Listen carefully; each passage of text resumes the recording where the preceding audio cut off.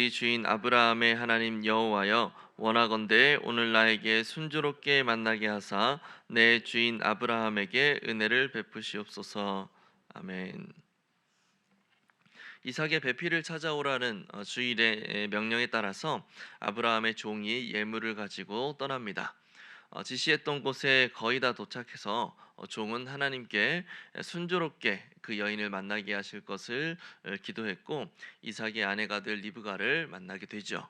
해당 내용으로 말씀을 나누겠습니다. 내용 관찰 1번, 아브라함의 지시를 받아서 떠난 종이 도착한 곳은 어디입니까? 10절을 보면 메소보다미아 나홀의 성에 이르렀다라고 이야기합니다. 이곳은 하란 근처에 있었고 아브라함의 친척들이 많이 거주했던 그런 지역이었습니다. 내용 관찰 2번, 우물 곁에서 종이 하나님께 간절히 기도한 내용은 무엇입니까? 12절을 보면 이삭의 아내가 될 여인을 순조롭게 만나도록 도우시는 그 은혜를 내 주인 아브라함에게 베푸소서 기도를 하죠. 또 13절과 14절에서는 하나님께서 은혜를 베푸셨다라는 사실을 파악하기 위해서 구체적인 내용을 요청을 하는데, 우물로 물을 기르러 나오는 그 소녀가 있을 것과 그 소녀에게 물을 좀 달라 하면 낙타에게도 물을 마시게 하는 선을 베푸는 여인 일 것을 그렇게 이야기를 합니다. 우리 영과 묵상으로 넘어가서 아브라함의 종은 왜 중요한 결정에 앞서서 하나님께 징표를 구했을까요? 그 이유는 먼저 자신에게 주어진 사명감의 무게감 때문이었을 것으로 보입니다. 이 종은 아브라함의 명령을 받아서 이삭의 아내, 주인의 그 대를 이을 자의 아내를 찾는 중대한 임무를 맡게 됐습니다. 이 결혼은 단순한 혼사가 아니라 하나님의 언약을 이어갈 계보를 결정짓는 일이기도 했죠. 자신의 주인이 여호와의 언약 때문에 고향을 떠나서 떠돌이 생활을 하고 있다라는 사실을 알고 있던 이 종은 아마 그 무게감이 사뭇 남다르게 다가왔을 것으로 보입니다.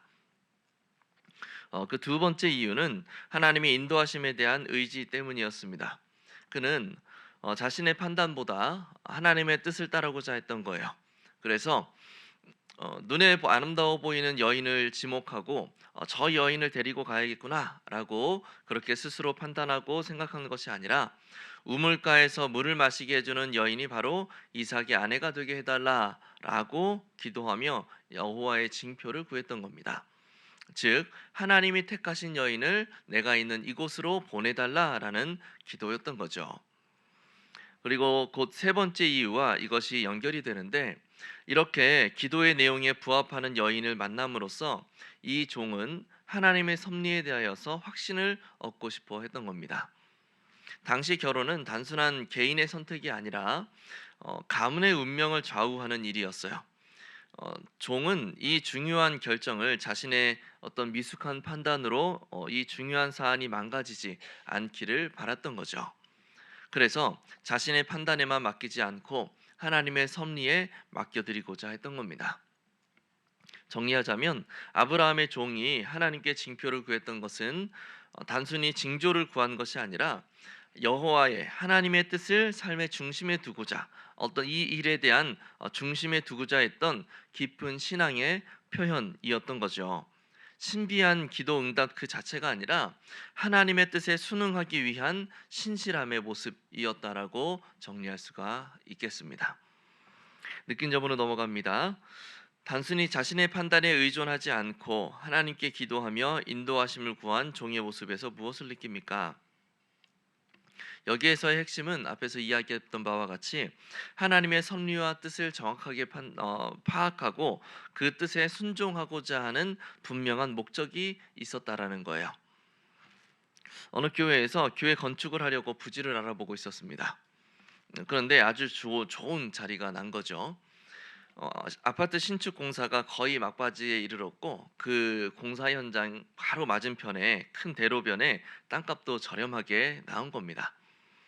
야, 너무 좋다. 우리 당장 계약하러 가자. 라고 이렇게 이야기하고 알아봤는데, 그곳에 종교 건물을 지으려면 몇 가지 법률에 어긋나는 일이 있었던 것 같아요. 당회에서 이 부분을 가지고 논의를 하는데, 몇몇은 그 큰 위반 사항은 아니니까 우선 계약을 하자 누가 먼저 그 자리를 채가면 우리는 이렇게 어떤 낙동강 오리알 신세가 될 거다라고 그렇게 이야기를 했고, 또 반대편에서는 그래도 우리가 하나님을 믿는 공동체인데 아무리 작은 사안이라도 정직하게 가는 게 맞지 않겠냐라고 하면서 의견이 갈린 거죠. 담임 목사님은 너무나 좋은 조건이기는 하지만 하나님이 보시기에 정직하지 못한 길이라면 가지 않는 게 좋겠다라고 그렇게 판단을 하셨어요. 그래서 결국 그 자리를 포기하고 상가 건물로 그렇게 교회를 이전하게 되었습니다. 외형적으로 봤을 때 처음 그 교회 건물 자체를 건축하려고 했던 것과는 조금 훨씬 못 미치는 결과이지만 하나님이 보시기에는 훨씬 더 아름다운 교회 공동체가 세워진 거죠. 적용으로 넘어가서 이렇게 우리가 하나님의 뜻을 먼저 구하는 기도를 통해서 응답을 받는, 하나님의 뜻을 따라 살아가는 그런 삶을 살아야 될 텐데, 우리도 하나님의 뜻을 먼저 구하면서 기도를 통해서 응답받았던 적은 언제입니까? 어느 책에서 하나님의 도우심에 대해서 설명을 하면서 한 직장인의 경험을 이야기했습니다.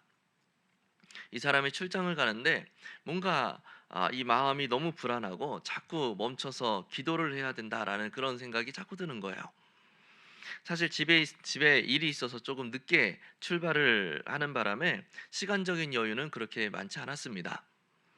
그래서 상황은 빨리 또 목적지에 도착을 해야 했는데 잠깐 멈춰서 기도해야 할 것 같은 마음이 계속 드는 거죠. 그 불안감과 이 기도해야겠다라는 마음이 너무 강하게 일어나서 안 되겠다 싶어서 기도하려고 잠깐 갓길로 차를 세우려고 잠깐 빠졌는데 그 순간 그 앞에 있는 차가 급정거를 하면서 자신의 뒷차가 그 차를 받아버린 거예요. 이 직장인이 하는 말이, 그 불안함과 기도해야 한다라는 마음은 분명히 하나님이 주신 것이다. 만약에 내가 하나님이 주신 그 마음에 반응하지 않고 내가 계속 내 길을 갔다면 그 사고로부터 내가 안전하지 못했을 것이다. 이것은 하나님의 은혜다라고 그렇게 간증을 했다고 합니다. 출장이라고 하는 어떤 현실적인 상황 속에서, 눈에 보이는 그 상황들 속에서 하나님이 주신 사인을 따라서 잠시 생업을 멈추고 하나님께 나아갈 줄 아는 삶을 통해서 하나님의 도우심을 직접적으로 경험한 신뢰라고 할 수가 있을 거예요. 그렇다면 결단으로 넘어가서 우리도 이와 같이 하나님의 은혜와 도우심을 구하기 위해서 무엇을 실천할 수 있을까요? 아브라함의 종이 기도를 했던 목적이 무엇이었습니까? 하나님의 뜻을 파악하고 그 뜻에 순응하고 순종하기 위해서였죠. 즉 우리가 기도하는 목적도 오늘 해야 될 일들 속에서, 오늘을 살아가는 일들 속에서 하나님이 뜻하신 바가 무엇인지를 파악하고 그 뜻에 순종하기 위함이어야 하는 겁니다.